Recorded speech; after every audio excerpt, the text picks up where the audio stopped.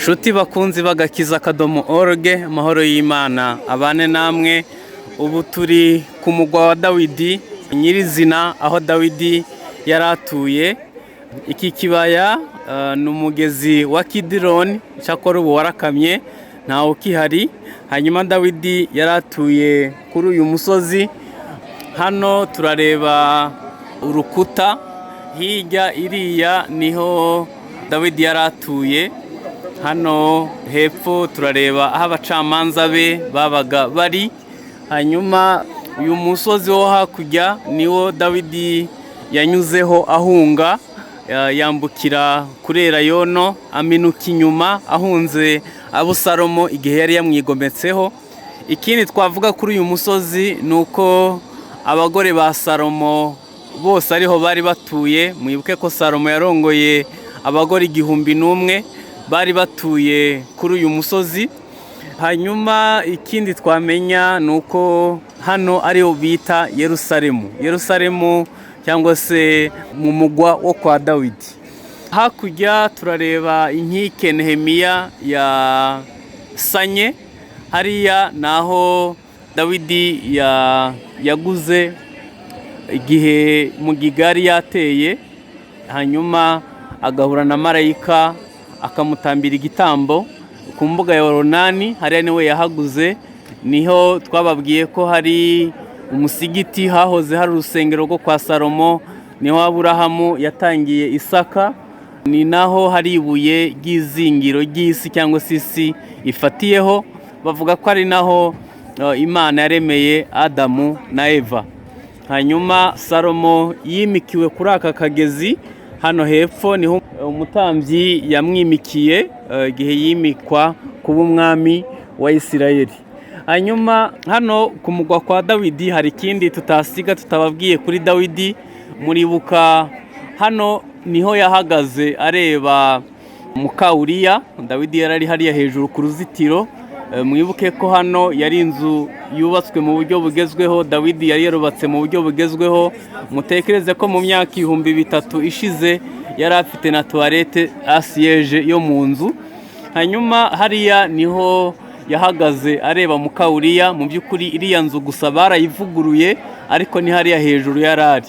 Hanyuma yitegereza hakurya hariya mu mazu muka Uriya yari atuye hano muri aya mazu. Hanyuma kuhareba byari byoroshe kuko ari hafi cyane, ahita amutumaho barasambana. Dawidi niwe yubatse hano, ni nawe yegeranyije ibikoresho byo kubaka inzu y'Imana. Hanyuma kuri uru ruhande niho Abusalomu yahambwe. Hari imva ye irukwa yonyine.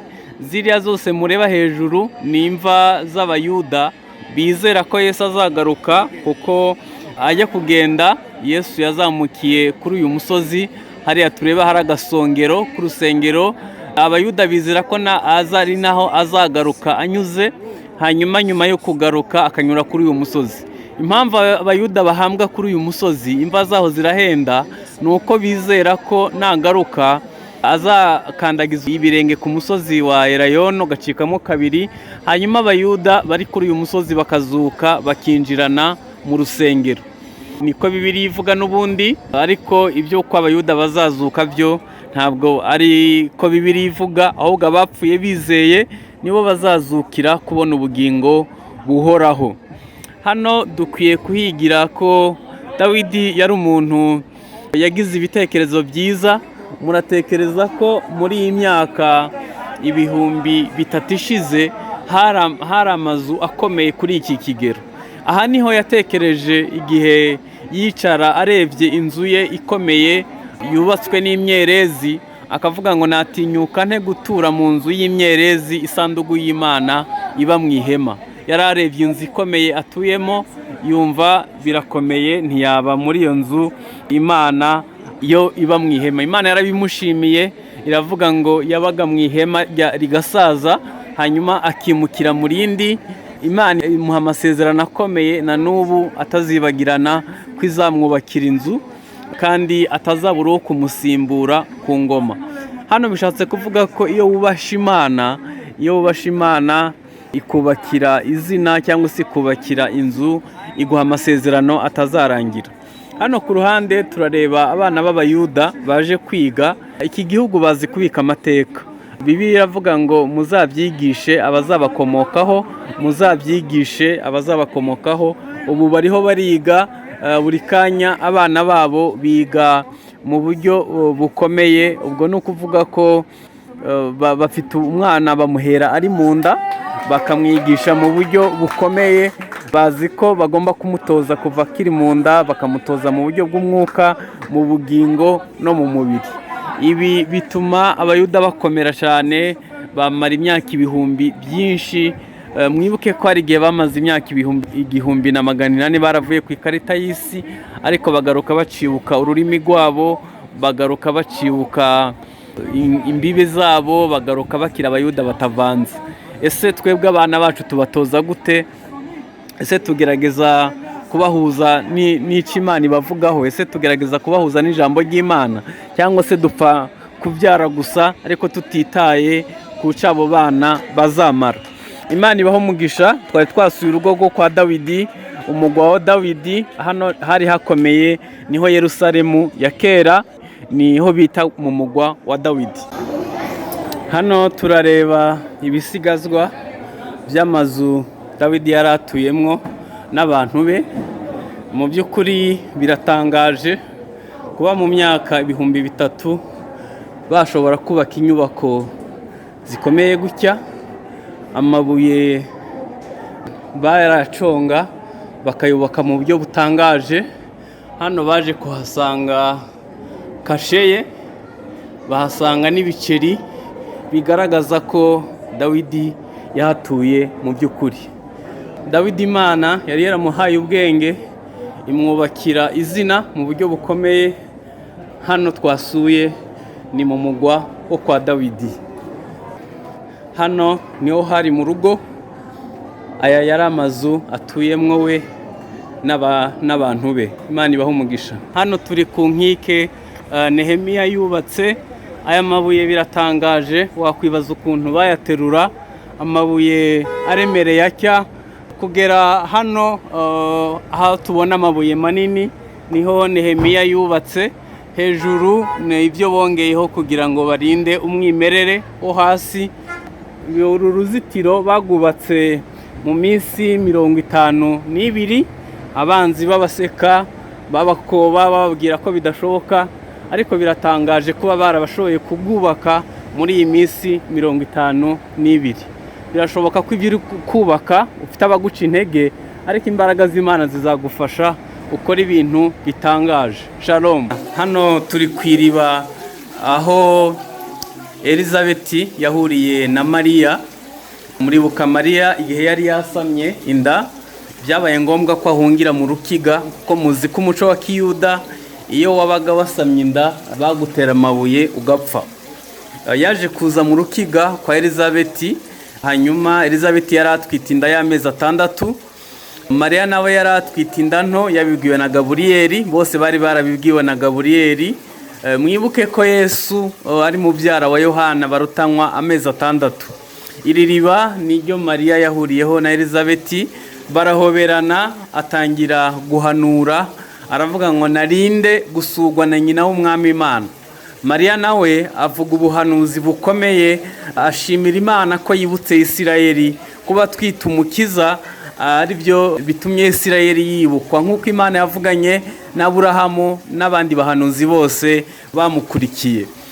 Hano dukwiye kwiga ko icyo Imana ivuze kirasohora. Hari abantu benshi badukurikira mu gakiza baratinze kubona urubyaro. Imana yahaye urubyaro Elizabeti, ntabwo yabura kuguha urubyaro nawe. Imana izakugirira neza, ukwiye kwizera. Ikindi dukwiye kwigiramo nuko abantu benshi bari bategereje ihumure rya Isirayeli kuzabona Mesiya avutse. Dutegereje ibyiringiro by'umugisha kuzabona Kristo agarutse ku bicu. Dukwiye kwizera ko tuzabona ibyiringiro, igisubizo gikubye byose, kuzabona Yesu ahagaze ku bicu aje gutwara itorero. Hano niho bita mu rukiga, niho iwabo Zakariya na Elizabeti bari abakiranutsi bitonda. Zakariya yari umutambyi, yakoraga mu rusengero agataha hano. Mwibuke ko Zakariya yamaze amezi atavuga, igihe cyose cyo gutwita yari atavuga kuko atizeye neza icyo Imana yaravuganye nawe.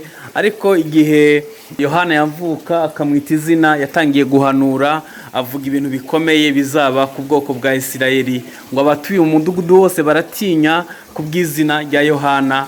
Yohana yabaye mu butayu igihe kinini, agaruka afite imyaka 30. Imana ibaho umugisha. Aha turi niho Yohana yavukiye, Yohana integuza ya Yesu. Hano hari hatuye Elizabeti na Zakariya. Ubu nibwo buvumo yavukiyemo. Yohana niho yavukiye. Mwibuke ko Yohana ari mubyara wa Yesu, barutanwa gusa amezi 6. Ubu buvumo nibwo yavukiyemo. Bibiliya y'Ikinyarwanda iravuga ngo hari mu Rukiga. Hano niho yavukiye.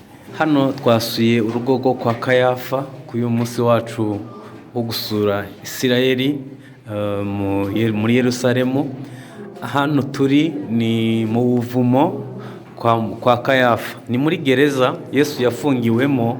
Ku mutambyi mukuru kwa Kayafa, Yesu akiva i Getsemani bahise bamuzana ku mutambyi kwa Kayafa, hanyuma bamufungiramo. Hano ni gereza ifite umwobo wa metero 5.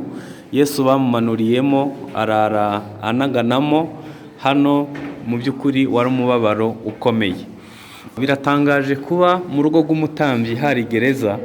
Birababaje ko idini ryivanga mu bikorwa bya politike, ubundi gufunga bifite ababigenewe, ariko Kayafa we yari afite gereza mu rugo. Bamuciriye urubanza mu rukiko rw'Abayuda, barangije bamufungiramo hano kugira ngo ibye bisobanuke. Murabizi ko byarangiye bamubambye, apfa urupfu rukomeye agambaniwe n'abatambyi. Nagira ngo mbwire abanyamatorero badukurikiye, abanyamadini, nubwo dufite ubutware ntabwo dukwiye kubukoresha nabi. Dukwiye kubukoresha mu nyungu z'ubwami bw'Imana, tukareba niba tudafunga amarangamutima y'abantu, niba tudakomeretsa amarangamutima y'abantu, ahubwo tukafasha abantu kubazana kuri Kristo, atari ukuhimba gereza. Iyo ubwiye umuntu ngo ndagutenze kuko yenda mufite ibyo mutumvikanyeho, uzabikore mu buryo bwiza, bitari gukomeretsa amarangamutima y'abantu. Birasa nkaho ubutware twahawe rimwe na rimwe tubukoresha mu nyungu zacu, ariko bitari mu nyungu z'ubwami bw'Imana. Gutenga no gufunga no gufungura n'ibindi. Ntabwo rero ari ubwa mbere, kuko no kwa Kayafa hari gereza, kandi na n'ubu turacabona abatambyi bakoresha ubwo butware bwabo mu buryo butari inyungu z'ubwami bw'Imana. Uyu mwobo niwo Yesu yafungiwemo ijoro ryose, barara bamumenaho amazi, kandi bwari ubuhanuzi bwahanuwe muri Zaburi ya 88 umurongo wa 4 n'uwa 5, havuga neza imibabaro Yesu yagomba guhura nayo. Turacari mu rugo rw'umutambyi, hariho hari gereza. Ubusanzwe umutambyi yari asanzwe ayifungiramo abantu, bakabatortira, bakabakorera iyicarubozo. Ni muri urwo rwego Yesu nawe bamufungiye muri uwo mwobo wa metero 5, akiva i Getsemani bamufungiramo hano, bamukorera iyicarubozo. Hano niho yahuriye n'imibabaro ikomeye, n'ahantu yababariye mu buryo butangaje. Yafungirwa ahandi byari kumvikana, ariko kugambanirwa n'abatambyi, abakagombye kumenya iby'umwuka, abakagombye kumufasha mu birebana n'ubugingo, ariko akaba ari bo bamukorera iyicarubozo, birababaje.